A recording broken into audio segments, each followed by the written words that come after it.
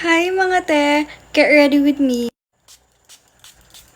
May mga need pala akong i-film today te, kaya ako mag-aayos. And for my foundation, light coverage lang yung gagamitin ko. Next step, blush. Next, nose contour. For my mascara, gagamitin ko tong from O2O. This is yung volumizing waterproof mascara nila and I really love this one. Tingnan niyo yung magiging effect niya sa lashes ko. Ang ganda! Yun yung difference ng wala at meron. Ganyan yung itsura niya. For my lipstick, this one from O2O, yung Long Wear Velvet Matte Lipstick. Ang ganda ng shade. Ma-orange yung shade niya, te.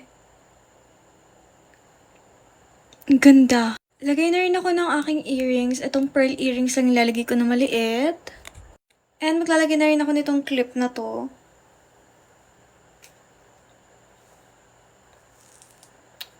So, here's my makeup. And ito naman yung outfit ko.